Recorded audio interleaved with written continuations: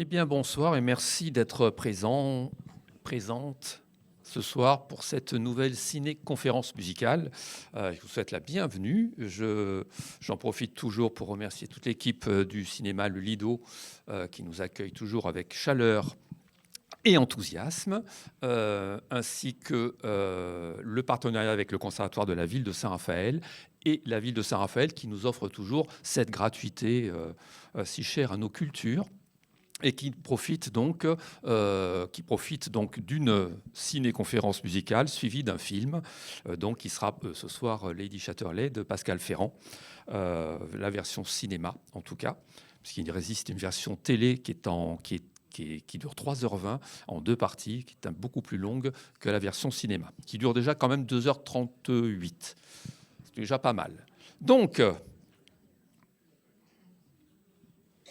des compositrices au cinéma, dans la musique de film, les compositrices. Vous connaissez certainement plein de noms de compositeurs. Si je vous dis Georges Delerue, vous me dites oui, j'ai entendu parler, oui, John Williams, ben oui, forcément. Ennio Morricone, n'en parlons pas. J'en parlerai dans 2 mois d'ailleurs. Oui, Hans Zimmer, bien sûr. Il y en a plein comme ça, il y en a plein. Mais les compositrices...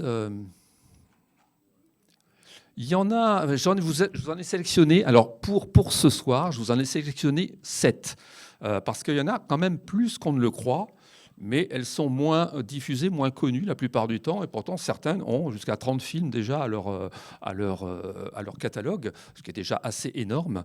Et donc cette idée des compositrices est une sorte de parcours découverte aujourd'hui, une petite aventure que je vous propose en termes d'histoire de cinéma. Et donc nous allons découvrir donc des compositrices qui ont chacune leur propre talent, leur propre génie, leurs propres histoires, qui ne sont pas que des compositrices de musique de film, mais qui ont contribué quand même avec de grands réalisateurs, ou des réalisateurs en tout cas relativement connus, qui ont contribué à faire évoluer aussi la musique de film avec leur propre personnalité, leurs propres univers, leur propre sensibilité. Et elles n'ont rien à envier à l'univers masculin de la musique de film, ou de la musique tout court d'ailleurs, puisqu'il y a des compositrices en dehors de l'histoire du cinéma qui existent depuis... on va dire presque la nuit des temps. À partir du 8e siècle, on commence à en avoir. Et donc, pour dire que ce n'est pas nouveau sous le soleil. Disons qu'on en parle maintenant. Alors, je ne vais pas vous faire tarder plus longtemps, mais je vais vous parler d'une première compositrice qui est née, qui est américaine, qui est née en 1939 et qui a eu la chance, donc dans sa jeunesse, de voir arriver les synthétiseurs.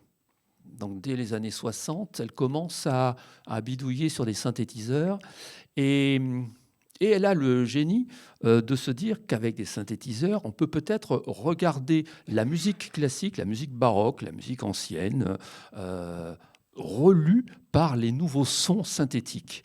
Et elle commence à enregistrer du Bach, plein d'éléments comme ça de la musique baroque.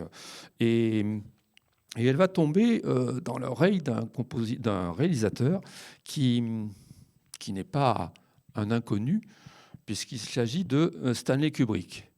Alors, Stanley Kubrick, vous le connaissez très bien. Vous savez que c'est un des grands réalisateurs de l'histoire du cinéma, grand réalisateur, et qui n'a quasiment jamais commandé de musique de film, puisqu'il a toujours pris dans l'histoire de la musique des éléments existants.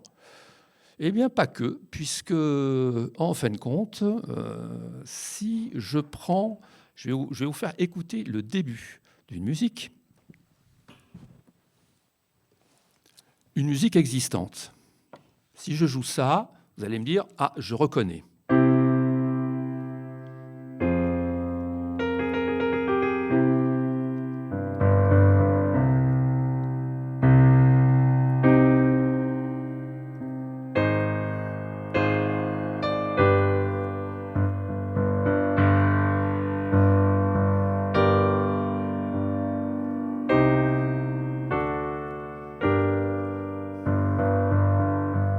Marche solennelle, plutôt funèbre. Est-ce que ça vous dit quelque chose ? Ah, les funérailles pour la reine Marie. Et oui, mais ces funérailles pour la Reine Marie datent de 1695. Elle est d'un grand compositeur anglais qui est mort d'ailleurs cette année-là, en 1695, qui s'appelle Henry Purcell et qui est un des grands noms de la deuxième moitié du XVIIe siècle anglais. Et quand il compose cette musique, donc les funérailles pour la Reine Marie, c'est pour la Reine Marie donc d'Angleterre, qui est décédée le 28 décembre 1694, donc juste un tout petit peu avant.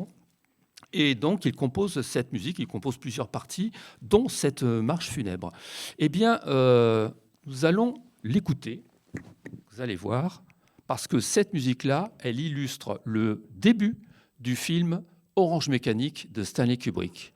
Et cette musique-là a été recomposée et revue par cette compositrice, donc, qui est une pionnière du synthétiseur dans les années 60. Donc en 1971, Stanley Kubrick lui demande cette introduction donc, de Orange Mécanique, qui se base donc sur ces funérailles de la Reine Marie, mais au synthétiseur. Et donc elle fait un retravail de création pour introduire, et c'est pas simple que d'introduire un film de Kubrick, c'est l'ouverture. La première image, d'ailleurs, il y a un générique, et la première image est avec cette musique-là, et on rentre vraiment dans le film d'une manière très hypnotique, quelque part. Écoutons déjà cette compositrice dont je ne vous ai pas dit encore le nom. Hein.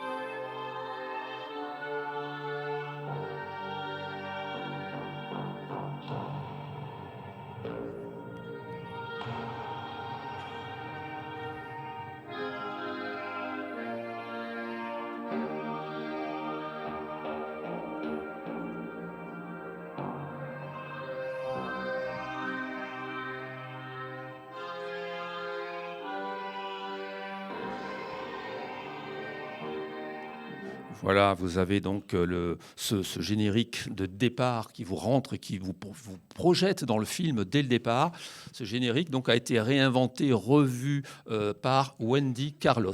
Wendy Carlos, donc une des pionnières de la musique donc, électronique américaine et qui a donc eu cette commande de Stanley Kubrick pour ce film Orange Mécanique qui introduit très bien l'idée de funérailles pour la Reine Marie. Alors on ne sait pas laquelle de reine pour une Angleterre donc, du XXe siècle qui tombe sous les coups donc, de l'ultra-violence de la jeunesse, sous l'angle de l'influence beethovenienne.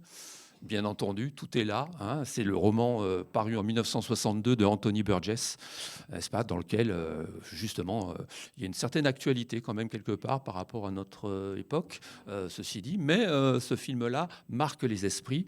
Donc, Wendy Carlos a travaillé avec Stanley Kubrick. Et comme une fois ne suffit pas, eh bien, elle recommencera à retravailler sur le début aussi, l'ouverture de Shining, en 1980, donc de Stanley Kubrick. Et que fait-elle ? Elle reprend une idée très simple. Je suppose qu'ils ont discuté avec Kubrick, bien entendu, parce que Kubrick aime bien la relation avec les musiques déjà existantes, donc il suggère des choses et elle va retravailler ces éléments. Et là, pour l'introduction du Shining, où il y a pas mal de musique contemporaine citée dans le XXe siècle, Wendy Carlos, elle retravaille sur le dies irae grégorien. Donc le dies irae grégorien qui est hérité donc d'un grégorien qui travaille sur le jugement dernier au niveau des paroles elle s'inspire en fin de compte du dies irae qui est cité dans la symphonie fantastique de Berlioz quand il l'écrit en 1830 et notamment sur le 5e mouvement de cette symphonie qui s'appelle Songe d'une nuit de sabbat, c'est-à-dire l'artiste qui est mort au 4e mouvement de la musique puisqu'il est allé sur l'échafaud, entre dans les enfers et c'est de là où on entend le dies irae, donc ce jour de colère.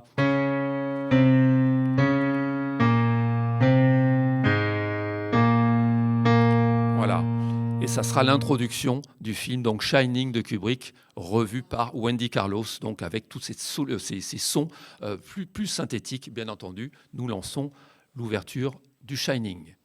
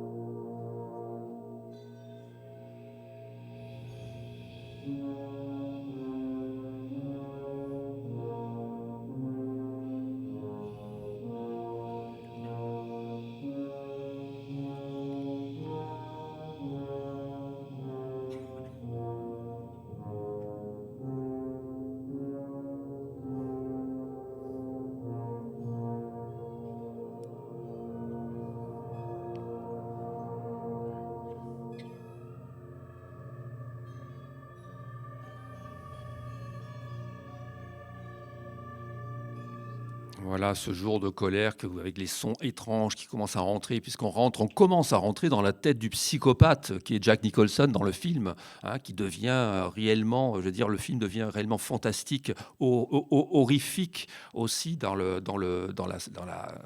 l'histoire telle qu'elle est contée, en tout cas entre passé, présent, entre folie meurtrière et écrivain malade quelque part.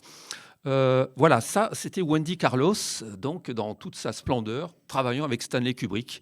Il est important quand même de citer cette compositrice. Alors, petit parcours, on continue notre petit parcours. Je passe dans la Grèce maintenant du XXe siècle, sur une compositrice aussi qui est née en 1941, donc 2 ans après Wendy Carlos. Et cette compositrice grecque est très reconnue dans le travail qu'elle a fait avec un réalisateur, à chaque fois je confonds les deux maintenant, de plus en plus, hein, vous remarquez, avec un réalisateur grec qui est pour moi un grand incontournable de la deuxième moitié du XXe siècle et d'ailleurs du début du XXIe siècle, qui s'appelle Théo Angelopoulos. Et elle a contribué à nombreux de ses films, et elle s'appelle Eleni Karindrou. Alors, Eleni Karindrou, elle a fait aussi des études, comme la plupart des compositrices que je vais vous présenter ce soir. Elle a fait des études de musique, bien entendu, l'orchestration, l'orchestre, etc., etc. Et elle a été aussi très reconnue pour ses thèmes, notamment d'une grande force nostalgique, d'une grande force émotionnelle, et notamment quand elle utilise le hautbois. Alors imaginez qu'on ait un thème comme celui-ci.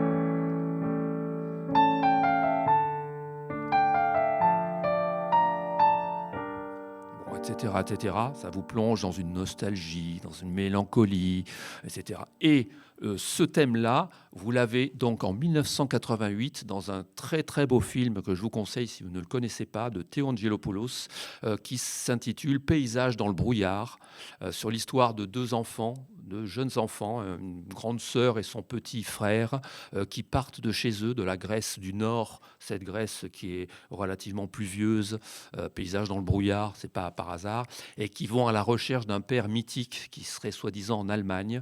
Et c'est le parcours de ces 2 enfants. Donc Théo Angelopoulos, il est à la fois dans le contemplatif, dans l'image très travaillée, et en même temps dans une émotion très forte que Eleni Karindrou sait très bien traduire, musicalement parlant. Regardons un petit bout avec quelques images de ce film, un petit bout de la musique.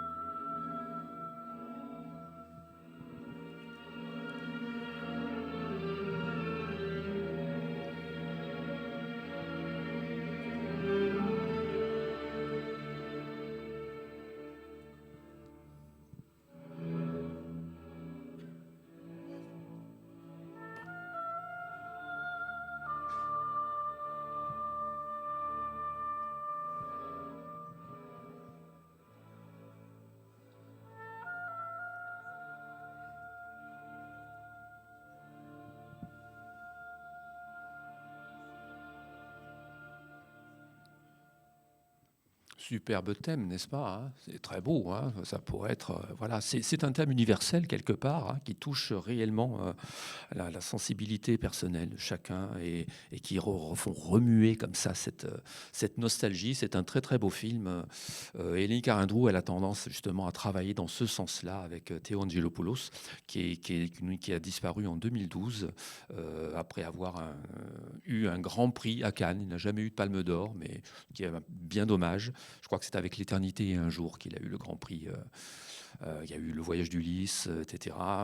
Je vous présente une autre facette d'Elénie Carindrou, mais toujours dans le sens de l'émotionnel, parce que j'ai cette musique et les images qui vont tellement avec et qui disent peu de choses s'il n'y a pas la musique. C'est les deux ensemble qui créent une osmose vraiment émotionnelle.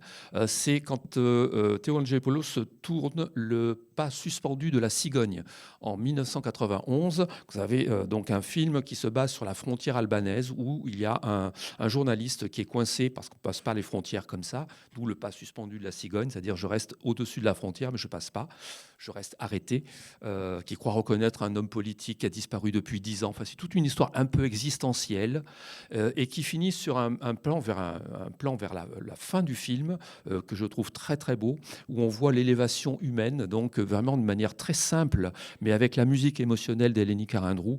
Je vous laisse spectateur de cet extrait donc sur Le pas suspendu de la cigogne, 1991.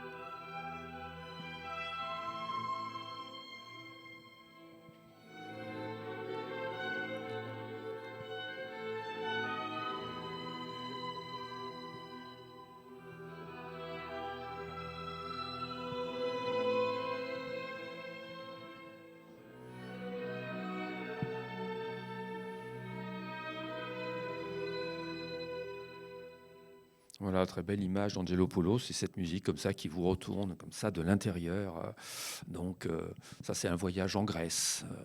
Nous continuons notre périple, une fois n'est pas coutume. C'est rare que je butine comme ça dans l'espace des réalisateurs et des compositrices. Donc nous continuons en France cette fois-ci. Tiens, parce qu'il y en a des françaises aussi, des compositrices, bien entendu. Donc après la grecque Elénie Carindrou, nous passons en 2004 avec une compositrice qui, elle, est née en 1969 et qui s'appelle Axelle Renoir. Vous la connaissez bien, je suppose.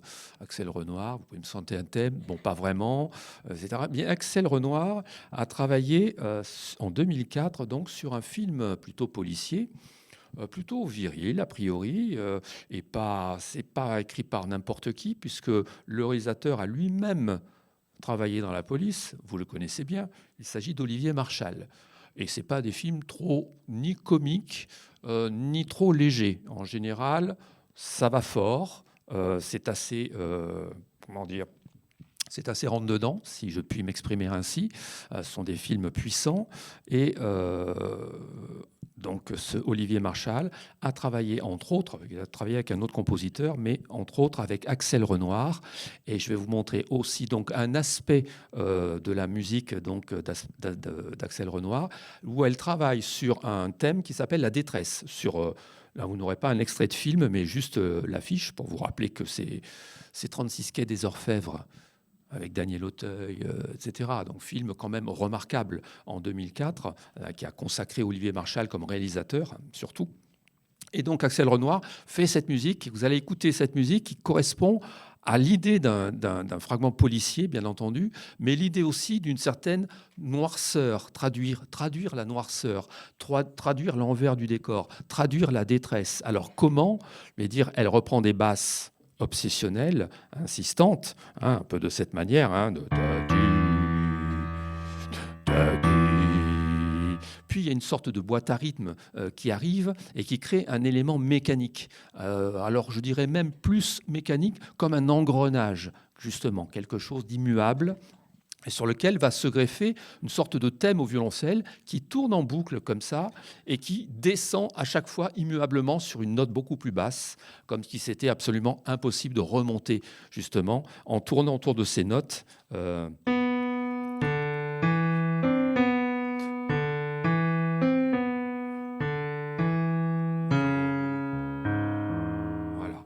Écoutons Axel Renoir dans ce très beau thème policier.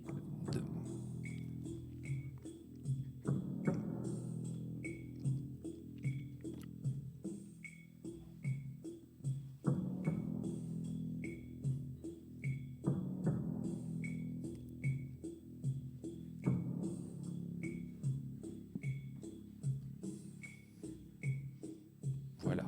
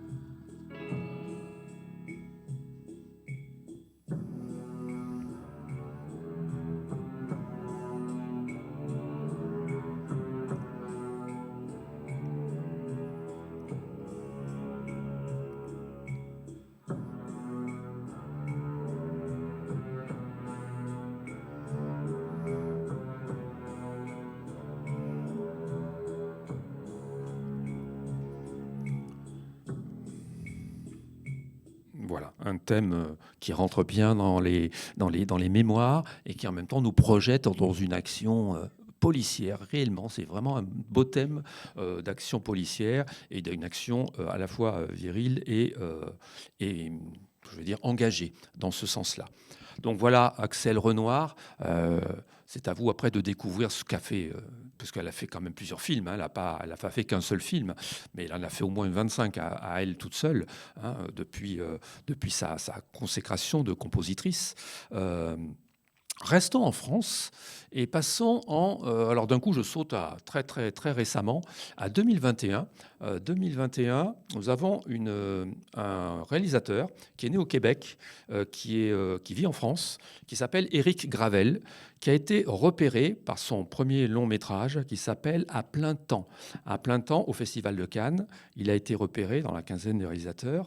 Et c'est l'histoire d'une jeune femme qui vit seule, qui a ses 2 enfants, qui a un travail qui est d'être femme de ménage dans un grand hôtel et qui donc court après le temps, donc à plein temps. Elle court après elle-même, en fin de compte. Elle court tellement après le temps qu'il lui arrive, forcément, là, il y a une catastrophe, il va y avoir une grève des transports, ce qui fait que ça va bouleverser complètement sa vie et ça va accélérer encore plus sa dimension donc de femme prise dans l'étau d'un temps qui se resserre. Et Irène Dresel, la compositrice, qui est née, elle, en 1984, Irène Dresel a imaginé une musique essentiellement électronique qui fait penser, vous allez le voir et vous allez l'écouter, au premier groupe de musique synthétique, vous avez certainement en tête, Tangerine Dream, Klaus Schulze, à la fin des années 60, début 70 en Allemagne. Ce sont ces groupes-là qui ont influencé d'ailleurs Jean-Michel Jarre, après en 74, 75, 76. Donc c'est vraiment du synthétiseur en boucle, en séquence, etc. Sauf que là, il y a l'idée de la course après le temps, donc de boucles rapides. Et en même temps, il y a l'idée que quand un son commence à partir, il y en a un autre qui vient se rajouter comme si le temps devenait immuable. C'est-à-dire qu'il y a toujours quelque chose qui vient se rajouter sur quelque chose. Donc d'où l'effet d'une certaine anxiété et un effet donc de respiration très difficile puisqu'il faut tenir le temps, tenir la course avec le temps.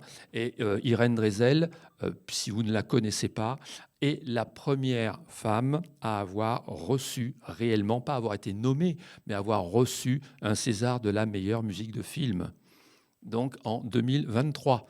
Donc c'est quand même une belle consécration pour elle. Mais écoutez cette musique qui va très très bien avec le scénario du film. C'est la musique de jeudi matin, parce que chaque jour suffit à sa peine. Donc il y a la musique du vendredi, du lundi matin, du lundi soir, du lundi après-midi, du mardi, voilà. Celle du jeudi matin, voilà, par Irène Dresel. Donc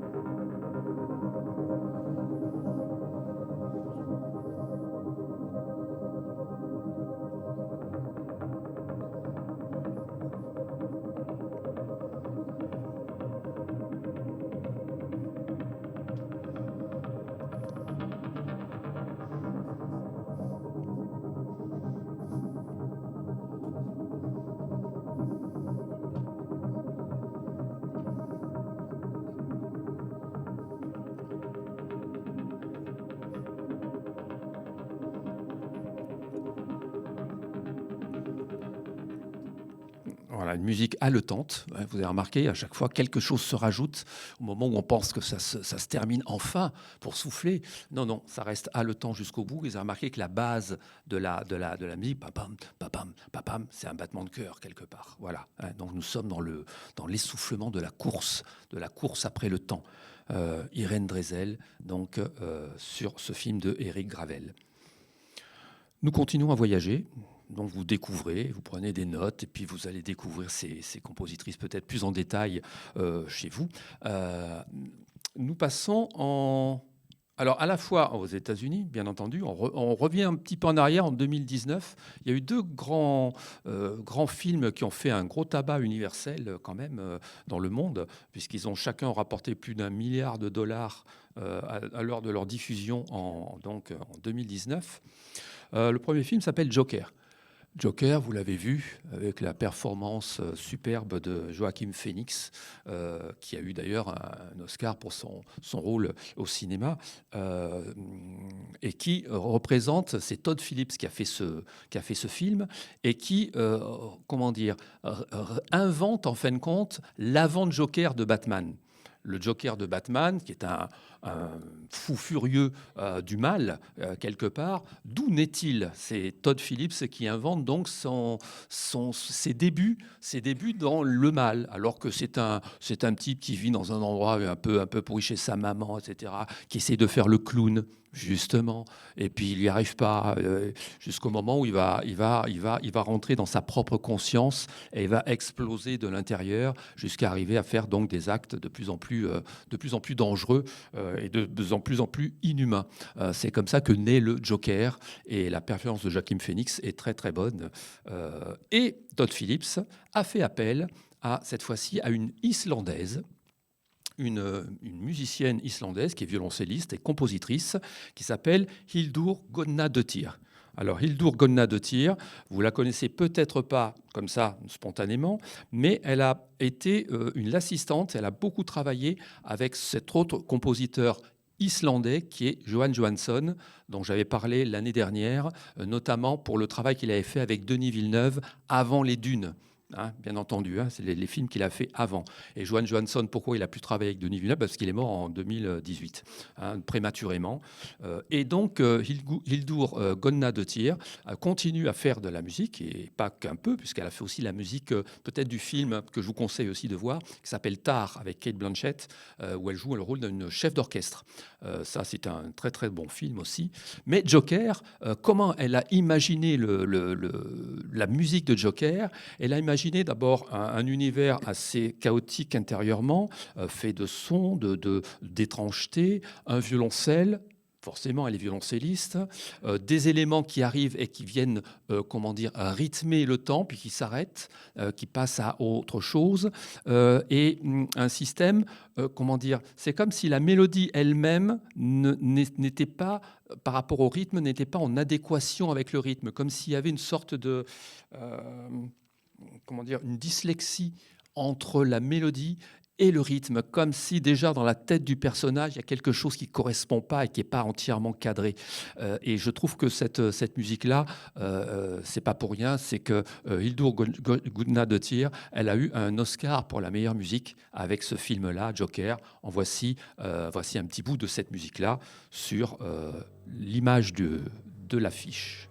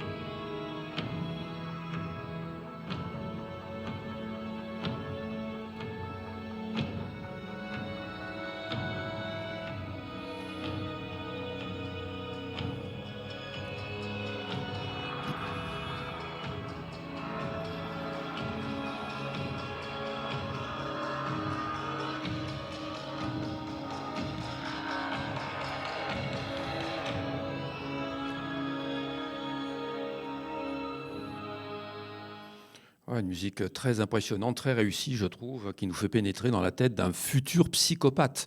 Méfiez-vous des clowns. Ça, c'est indéniable. Là, qu'on voyait ce Joker qui va donc devenir le principal adversaire de Batman dans cette fameuse ville de Gotham.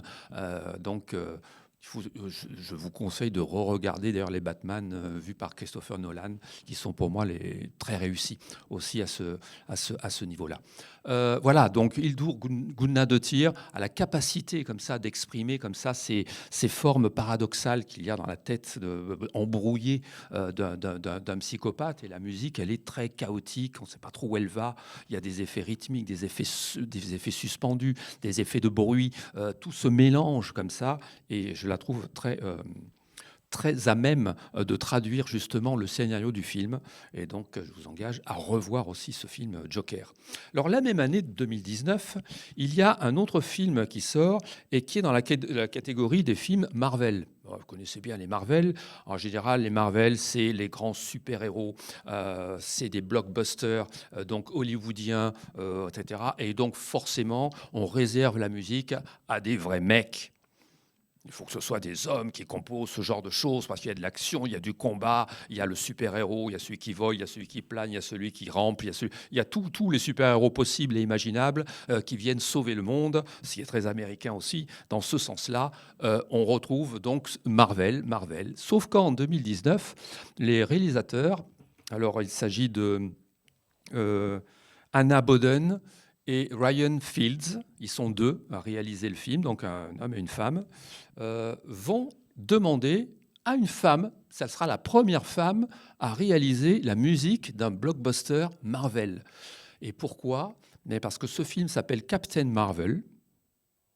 Et il a tourné dans le monde entier, bien entendu. Il a fait une rente extraordinaire. Et Captain Marvel est une héroïne, surtout. Et c'est là que ça devient intéressant, c'est-à-dire qu'ils ont fait confiance à une femme pour dire il faut quand même qu'il y ait la pêche, qu'il y ait la même façon de traduire l'idée du super-héros, de la super-héroïne, donc, qui va donc combattre les méchants. Forcément, puisque Marvel, c'est un peu cette idée-là. Et donc, qui ils ont pris ? Eh bien, ils ont pris une compositrice qui est née, elle, en Turquie, en 1980. Ouais, 1980. Alors que Hildur Guðnadóttir est née en 1982. Elle est née en 1980 en Turquie et elle est partie aux États-Unis. Elle s'est fait naturaliser aussi américaine, donc c'est une américano-turque ou turco-américaine, ça dépend dans quel sens on voit le passage. Et elle a fait donc des études réellement poussées d'orchestration, de musique, d'harmonie, etc., etc. Elle est même passée chez Hans Zimmer. Oui, pour dire que dans les studios, les remote control, donc l'école de Hans Zimmer, etc. Et là, donc, elle a eu cette commande-là pour le film Captain Marvel. Et vous allez voir que son orchestration, donc orchestre symphonique avec des effets aussi de synthé à l'intérieur, comme ça se fait beaucoup dans les musiques de film à l'heure actuelle, n'a rien à envier à un John Williams, par exemple. Hein. Écoutons un petit bout de cette musique, toujours sur une affiche, donc Captain Marvel. Écoutons la musique.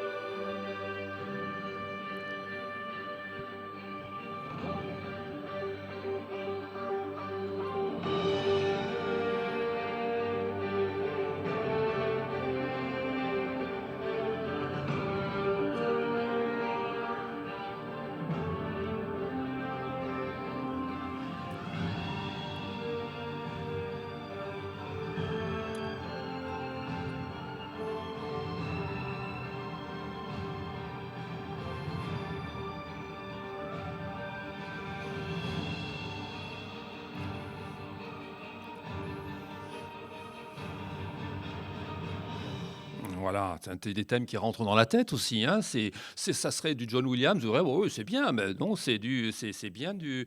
Je vous ai pas dit le nom hein, encore. C'est Pinar Toprak. Comme ça, vous l'apprenez par cœur. Pinar Toprak. Hein,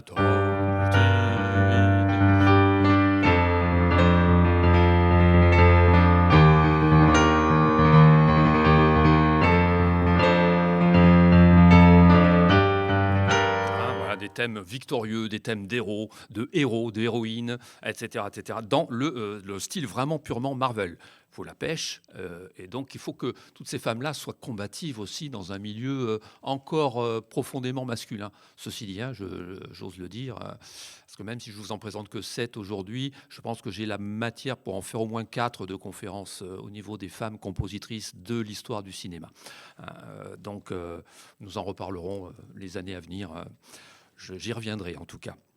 Revenons en France pour terminer avec Pascale Ferrand, qui est réalisatrice, elle, pour le coup. Pascale Ferrand, dont vous allez voir Lady Chatterley tout à l'heure, donc ce film, très beau au demeurant, qui a eu 11 récompenses quand même, hein, ceci dit, en 2006, excusez-moi, 2006. Et Pascale Ferrand a travaillé quasiment dès le départ dans son premier film avec une compositrice qui, elle, est née en 1960 et qui s'appelle Béatrice Thirier. Et Béatrice Thirier a aussi fait donc ses études musicales. Toutes ces femmes compositrices font des concerts à travers le monde. Elles ne font pas que des musiques de films, hein, elles font des concerts, elles produisent leur propre musique en concert, comme Morricone l'a fait, comme Hans Zimmer peut le faire, etc. Et elles tournent beaucoup aussi. Donc Béatrice Thirier donc, a fait le premier film de Pascale Ferrand qui s'appelle en 1993 Petit arrangement avec les morts. Puis, elle en a fait d'autres, bien entendu. Et je voulais vous présenter 2 aspects de Béatrice Thirier pour terminer cette présentation. Le premier aspect, c'est en 2014, quand Pascale Ferrand écrit le film Bird People. Alors, Bird People, c'est un film qui pourrait être presque réaliste et en fin de compte qui devient rapidement onirique, très poétique. C'est rare puisqu'il s'agit d'un homme d'affaires qui part de chez lui, qui rentre dans un hôtel et puis qui va s'éloigner de sa famille simplement par écran interposé, d'ordinateur, etc. Puis qui va rencontrer une des femmes de chambre de l'hôtel, tout ça. Et cette femme de chambre, il se trouve qu'elle se transforme aussi en moineau. Ce qui n'est pas banal et c'est pas très commun non plus. Ça, je peux vous l'assurer. Ça, j'en ai rarement vu, hein, des femmes qui se transforment en moineaux. D'où le Bird People, donc le peuple des oiseaux et tout ça. Et là, Béatrice Thirier a fait une musique relativement abstraite là-dessus, mais qui va s'inspirer des chants d'oiseaux, justement, en utilisant soit par les cordes, alors soit des petites choses comme ça, soit des éléments qui peuvent être très aigus. Voilà, des petits chants d'oiseaux très courts avec des instruments à vent ou à cordes. Et on est donc dans ce qu'on appelle donc, là, la ville, là, elle illustre quelque part la ville endormie, la ville donc avec tous ces petits sons qui peuvent ressortir. Et c'est une des personnalités de Béatrice Thirier, c'est-à-dire qu'elle possède vraiment une capacité d'écrire en termes même de musique plus contemporaine, moins harmonique, mais tout aussi efficace. Écoutons sur l'affiche du film le Bird People et un petit bout de la musique de Béatrice Thirier.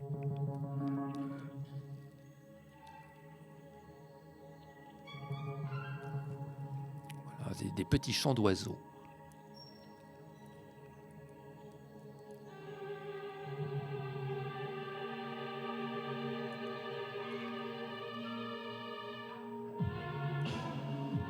Et il y a de la rythmique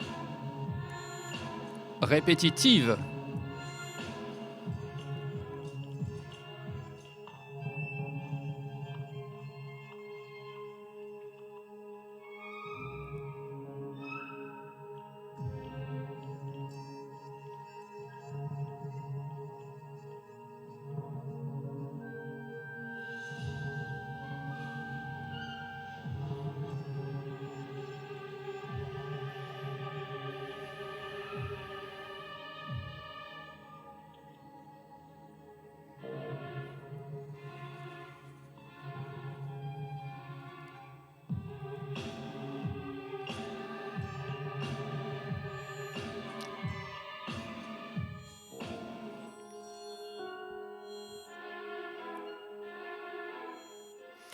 Oui, l'originalité aussi de chacune de ces compositrices. Elles ont chacune leur propre monde. Elles le traduisent d'une manière vraiment idéale par rapport aux besoins justement d'un réalisateur ou d'une réalisatrice selon le scénario du film, etc.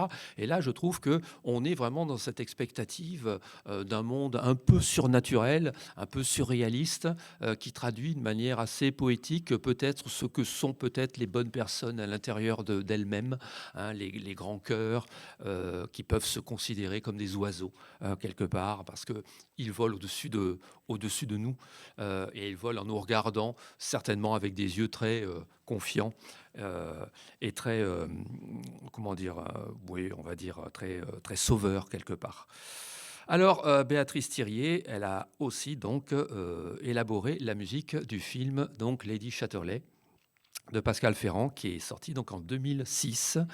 Ce film, c'est une seconde adaptation d'un roman, Lady Chatterley et l'homme des bois, en fin de compte, hein, qui raconte très globalement une femme de l'aristocratie bourgeoise, en fin de compte, qui va un peu s'ennuyer auprès de son mari, mais pas comme Madame Bovary. Elle va s'ennuyer parce que son mari devient hémiplégique et donc aussi impuissant, etc. Ils ne font que des échanges de mots, mais de manière assez banale. Elle va se détacher. Et dans leur domaine, dans leur grand domaine, existe une petite cabane en bois pour du forestier, du garde forestier quelque part, qui est capable donc de chasser pour les repas, etc., etc. Et elle va tomber amoureuse à la fois de la cabane et puis du monsieur qui est dedans. Voilà, c'est un tout. Et c'est très, comment dire, la manière de tourner de Pascal Ferrand est très sous l'angle de la liberté féminine, sous l'angle de cette liberté individuelle de la femme. Donc il y a une certaine modernité, même si le film n'est pas spectaculaire. Il y a des brins d'érotisme, mais pas tant que ça. Il y a beaucoup de paroles, de regards et de naturalisme dans le film, c'est-à-dire tout se passe un peu dans la nature. Il y a la plupart du temps, vous avez beaucoup de chants d'oiseaux, des vrais oiseaux, pas comme dans le film précédent, pas comme dans Bird People. Donc là, vous avez donc toute une ambiance. Et le paradoxe, c'est que Béatrice Thirier n'a mis que ce sont des tout petits bouts de musique de quelques secondes, de 30 secondes, de 25 secondes, de 40 secondes, qui ponctuent ce film de 2h38 et dans lequel il y a beaucoup plus donc de paroles et d'images que de musique proprement parlée. Et donc, la musique la plus grande qu'elle ait faite pour ce film-là dure un peu plus de 3 minutes. C'est une musique orchestrale qui donc illustre le générique du film au début et qui sort donc à la fin comme générique du film aussi. Donc, on retrouve le grand orchestre, donc quelque chose d'assez somptueux et qui commence justement sur des tons relativement simples de do majeur.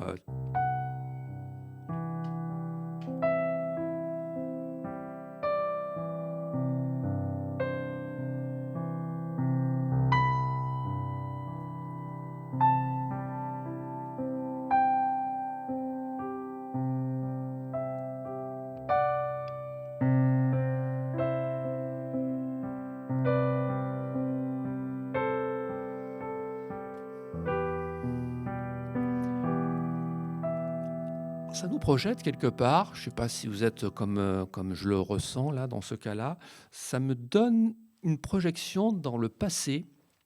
Et cette idée de travailler, par exemple, là, vous allez entendre dès le départ, vous avez des harpes et et des cordes, donc des cordes frottées, violon, violoncelle, etc. Et c'est marrant, mais cette idée d'arpège, avec cette musique qui plane par-dessus, cette mélodie,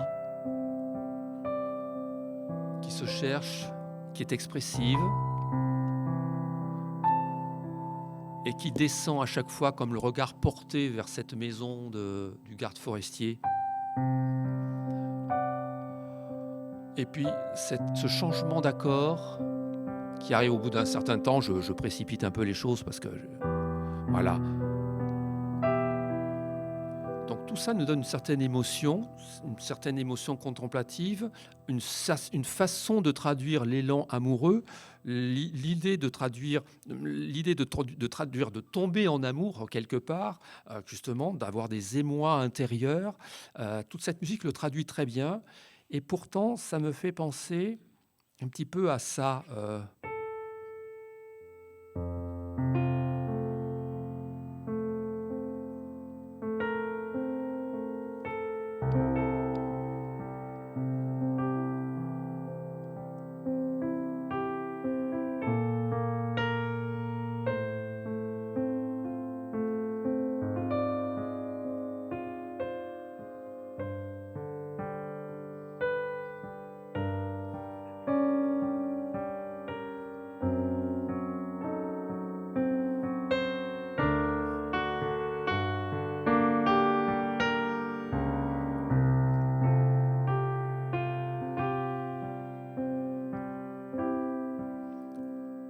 puis après, ça repart sur un autre thème avec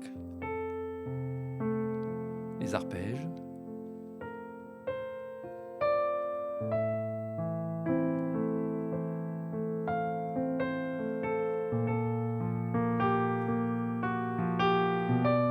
Etc., etc. C'est un thème qui vous parle, ça, vous l'avez entendu quelque part? Non. Oui, si, ça vous remue la mémoire quelque part. Vous l'avez entendu dans Mort à Venise, de Luchino Visconti. Oui, d'accord. Mais il vient d'où ce thème? Il vient, en fin de compte, c'est le 4e mouvement de la 5e symphonie de Gustav Mahler, quand il a écrit entre 1901 et 1902. On est au tout début du XXe siècle, et il écrit cette musique-là qui est vraiment pour cordes et harpe. Sur ce passage-là, il y a juste cordes et harpe, tout le reste de l'orchestre se tait. Et c'est un passage très émotionnel qui, d'après la légende quelque part, serait une forme de lettre d'amour, parce qu'en 1901-1902, il tombe amoureux de Alma Schindler, qui va devenir Alma Mahler, parce qu'elle va recevoir la partition sans aucun mot, et elle va comprendre que c'est une invitation de Gustav Mahler, donc à être avec elle, à vivre ensemble, etc. Et donc Alma Mahler dira oui à la partition, ce qui est très beau. Donc c'est une forme de lettre d'amour dans laquelle Alma Mahler cite même à l'intérieur un thème de Tristan et Isolde de Richard Wagner, donc une autre histoire d'amour. Donc ça en fait des histoires d'amour qui se répètent. Donc de Wagner, on passe à Mahler, de Mahler, on passe à Béatrice Thiriet, avec cette lecture quelque part orchestrale de cette rencontre amoureuse qu'elle va avoir donc avec cet homme des bois, quelque part, un homme un peu fou, voilà, un peu brut de décoffrage, on va dire, mais qui va s'atténuer avec le sentiment amoureux. Et donc, vous avez la même, je pense que Béatrice Thiriet a quelque part en mémoire un Gustave Mahler, comme ça, au féminin. Et écoutons vraiment la vraie page orchestrale donc sur juste l'image du film, parce que vous n'allez pas voir un extrait du film, mais juste un bout de cette affiche.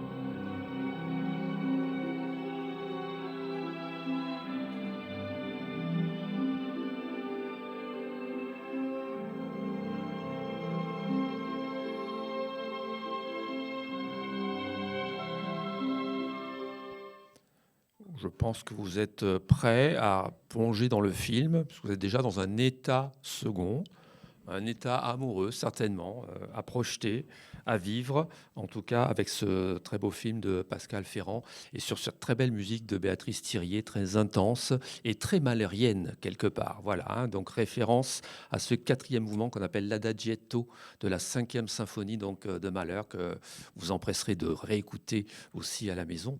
Mais vous avez aussi donc quelque part la possibilité d'écouter du Béatrice Thiriet, donc bien entendu, parce que toutes ces compositrices dont je vous parle aujourd'hui, elles ont toutes aussi donc des éditions. Hein, vous les trouvez en disque, vous les trouvez même sur YouTube si vous voulez. Hein, vous trouvez plein d'extraits et de formes musicales même complètes différentes. En tout cas, voilà, c'est une première, donc on l'a fait aujourd'hui, cette espèce de parcours au féminin dans l'histoire du cinéma. Je vous ai présenté 7 compositrices. Il y en aura forcément d'autres pas les mois à venir, mais dans les années à venir. J'en ai déjà répertorié entre 25 et 30.